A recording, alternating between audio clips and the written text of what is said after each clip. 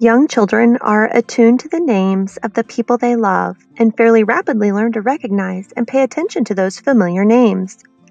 Beginning at about 6 to 8 months old, babies will look for family members or pets when their names are spoken. This is an early receptive language. They also recognize words for familiar people and familiar objects in the home. Another important receptive language skill is recognizing their own name. By about 6 months old, babies also recognize and respond by glancing, turning their head, looking up, or briefly stopping their activity when they hear their name spoken aloud. Something pretty amazing happens at about 8 to 9 months old. Babies begin to communicate intentionally with a specific message or goal in mind. This is a huge shift from the reflexive communication that babies use in their early months of life and lays the foundation for saying their first word. Research tells us that there are close neural links between the brain regions involved in language and motor behavior. These connections provide support for the idea that these two systems are influencing each other through a lot of reciprocal or back and forth interactions during this period of rapid development. At this time, you will see the onset of intentional communication in infants in both speech and gestures. For example, babies may say hi and also wave. Generally, babies' early intentional communications focus on 3 main messages. The first is for the adult to stop something. Turn off the annoying mobile, stop trying to wash the baby's face, or end a tickle game that has stopped being fun. The second is to get the adult to do something, to get the adult's attention, to get the adult's help in obtaining a desired object, for example, a toy that's out of reach, or to get the adult to perform an action such as picking them up. The third communication has to be with joint attention, the baby's desire to draw an adult's attention to something the baby is interested in. He may give the toy to an adult, hold it out for the adult to look at it, or point at it. At 8 to 9 months, babies string together babbles that sound like language. This is when babies string together a variety of babbles that have the cadence of speech, but are not yet words. Between 9 and 12 months old, babies begin to point. This is a huge development in communication skills. As we discussed earlier, pointing can be used to ask a question, such as, "What's that?" or to express a want or need, as in, "I want that." Pointing is also used as a way to share something with you, to say, "Look at that."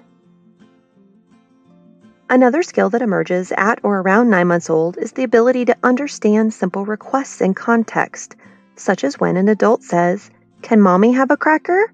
while holding out her hand as the baby is eating. Beginning at about 12 months old, babies will say the first word. This is a very exciting milestone for parents and children as they are each able to connect in new ways.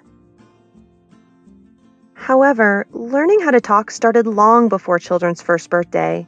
In fact, research on 7 and 11-month-old infants has found that speech sounds stimulate an auditory area of the brain and regions of the cerebellum responsible for planning the motor movements for speaking. This is why being exposed to language is so critical for infants. When they hear language, their brains are already starting to figure out how to find the right movements to produce words.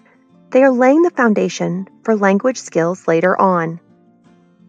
There is another way in which the brain is preparing itself for language learning.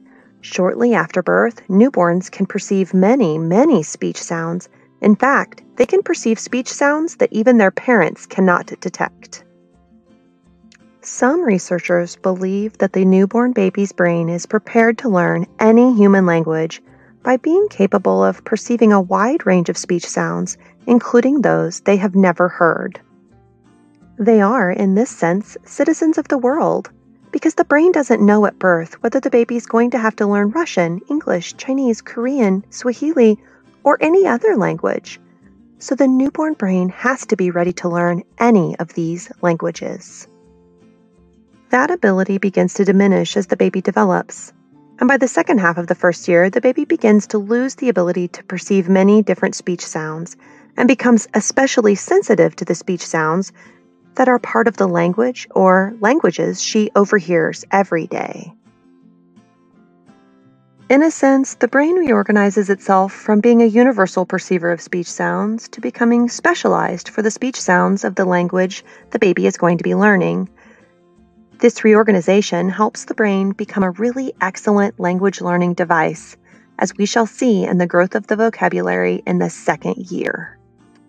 Babies are very persistent in their attempts to be understood as they slowly begin adding language to their repertoire of gestures, facial expressions, and sounds. By 11 to 12 months old, babies will persist in repeating or restating messages if adults misunderstand their intent.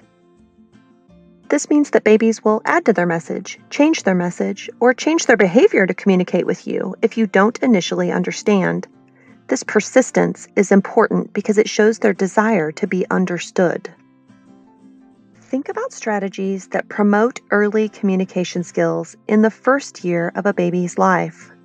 Communication skills emerge slowly across this first year, but each one lays the foundation for more complex communication to come. These skills represent a step-by-step process that takes infants from reflexive crying to their first word, to the ability to share thoughts, ideas, wants, and needs. Of course, it is important to note that all children achieve these milestones at different times.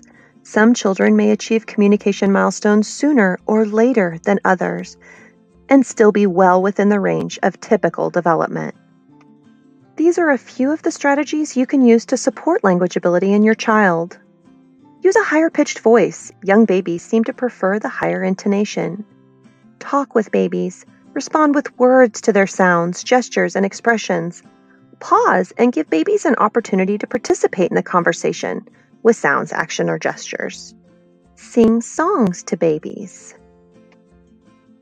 Listen with your eyes. Watch to see how a baby might be trying to get your attention.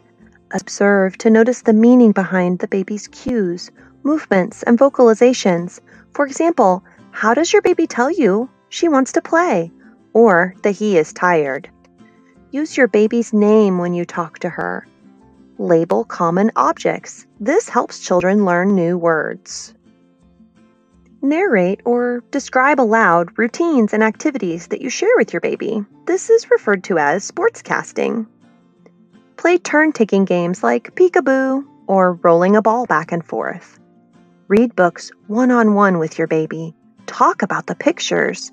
Let your baby decide how long to gaze at each page and determine when he is done. Play games with your mouth, like making a sound while tapping your hand over your mouth, or running your finger over your lips, or making a raspberry sound. See if your baby will imitate you. Use gestures and words together. Wave as you say hello and bye-bye. Point when you say, "That's a dog." Take turns. After you talk to your baby for a bit, pause. Give him a chance to make a sound, make a gesture, or do something in response. Respond to your baby's behavior as if it is intentional communication. This helps babies learn, over time, that their sounds and movements lead to a response from others. Use shorter sentences and simple vocabulary. Repeat key words like, "Look at the ball is blue. Roll the ball." Use lots of repetition.